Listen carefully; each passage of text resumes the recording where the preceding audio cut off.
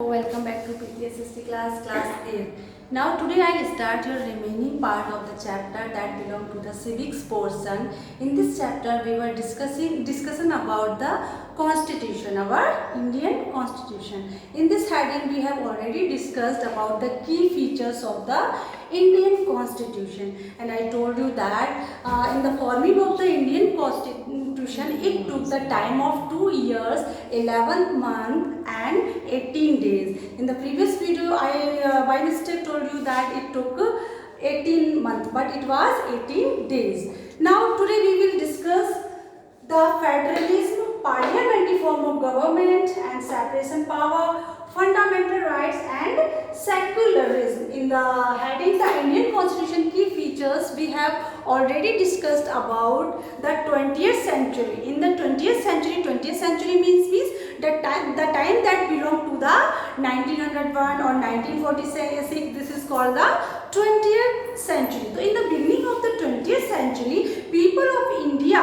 feel that they need Indian constitution because they don't want to work under the Britishers, क्योंकि अब वो लोग Britishers के under में वर्क नहीं करना चाहते थे, उनको खुद का कॉन्स्टिट्यूशन अब चाहिए था. So there were so many national movements for the freedom of the India, for the independence of the India. There were so struggles that were done by the citizens of the India or the nationalists, जो हमारे राष्ट्रवादी लोग थे, the men and women, those who want to India free from the Britishers. They took the part in that in the national movements. जो राष्ट्रीय जितने भी आंदोलन हुए, राष्ट्रीय आंदोलनों में हमारे जो फ्रीडम फाइटर्स थे उन्होंने पार्टिसिपेट करके इंडिया को जो है फ्री करवाया. तो now when the Indian constitution was forming, there were around 300 peoples. इसमें लगभग 300 लोगों की कमेटी ने इंडियन कॉन्स्टिट्यूशन को बनाने में हेल्प की, क्योंकि किसी एक सिंगल पर्सन के द्वारा जो कॉन्स्टिट्यूशन है वो नहीं बनाया जा सकता था, और इसको 1946 में बनाना स्टार्ट कर दिया गया था. So now today we will discuss the remaining part of this heading that is belong to the Indian constitution key features. So let's start from the book. So start now. Yes, now these members of the Constituent Assembly had a large task before them. अब जो constituent assembly के members थे उनके पास संविधान को बनाने के लिए एक टास्क था that was very large. The constituent assembly was made up of several different communities who spoke different languages, belong to different religions and had distinct cultures. अब जो कॉन्स्टिट्यूएंट असेंबली थी उनको कॉन्स्टिट्यूशन बनाने में कई चीज़ों का ध्यान रखना था, जैसे यहाँ के जो लोग हैं वो डिफरेंट कम्युनिटीज़ से हैं, यहाँ की जो languages that are also different, and religions are also different, and the culture is also different. So in the forming of the constitution, the members take care about these things and this diversity. Also when the constitution was being written, India was going through considerable turmoil, और जब constitution लिखा गया तो इन सब चीज़ों का ध्यान रखा गया. The partition of the country into India and Pakistan was imminent. Some of the princely states remained undecided about their future, and socio-economic conditions of the vast mass of people appeared dismal. Dismal means अंधकार में, यानी कि अंधेरे में रहे. तो इस प्रकार से हम देख सकते हैं जब भारत का विभाजन हुआ था, पार्टीशन हुआ था between the India and Pakistan, India और पाकिस्तान के रूप में जब भारत का विभाजन हुआ तो जो प्रिंसली स्टेट्स थी उनके सामने एक प्रॉब्लम आ गई थी. उनके बारे में ये डिसाइड करना मुश्किल हो गया था कि जो उनका फ्यूचर है वो क्या होगा, वो पाकिस्तान की साइड जाएंगी या इंडिया की साइड जाएंगी, और उनका सोशो इकोनॉमिक कंडीशन जो थी वो एक बहुत ही डिस्मल में थी, अंधकार में थी. कोई डिसाइड नहीं कर पा रहा था कि जो प्रिंसली स्टेट या जहाँ ऐसी स्टेट जिन पर राजाओं का शासन था उनका क्या होगा.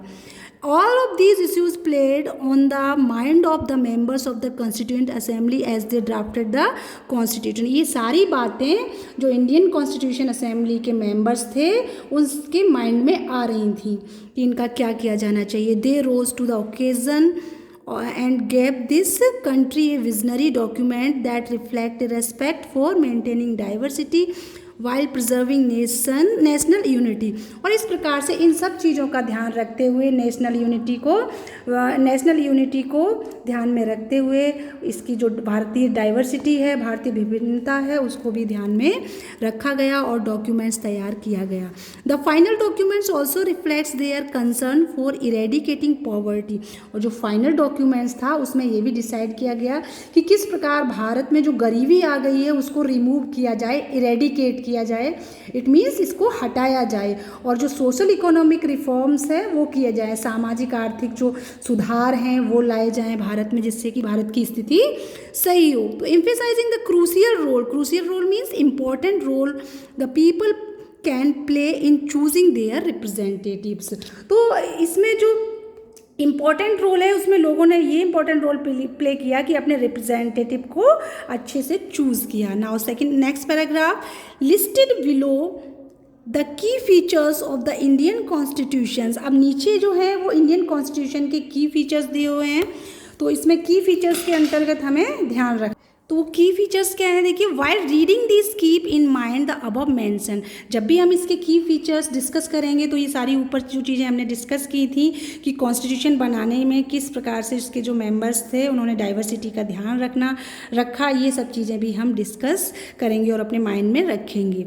Now concern of diversity unity, आप देख सकते हैं कि डाइवर्सिटी, यूनिटी और सोशियो इकोनॉमिक रिफॉर्म को ध्यान में रखते हुए रिप्रेजेंटेशन किया गया था। That the authors of this documents were grappling with, try and understand the ways in which they try to balance these concern. हमें इसको समझने में ट्राई एंड अंडरस्टैंड, इसको समझेंगे कि किस प्रकार से उन लोगों ने बैलेंस बनाया डाइवर्सिटी और यूनिटी के बीच में। These concern with their commitment to transforming independent India into a strong democratic society, की किस प्रकार से एक जो इंडिया है उसको स्ट्रॉन्ग और डेमोक्रेटिक सोसाइटी में ट्रांसफॉर्म किया गया। नाउ इसके अंतर्गत हम जो फर्स्ट हेडिंग पढ़ेंगे वो है फेडरलिज्म। अब फेडरलिज्म क्या होता है? फेडरलिज्म को हिंदी में अगर कहें तो एक तरीके से संघवाद कह सकते हैं, या एक ऐसी व्यवस्था जिसमें 2 से ज़्यादा जो है लेवल हों, गवर्नमेंट की जो लेवल है वो 2 से ज़्यादा हो सकते हैं। तो we will discuss this in detail.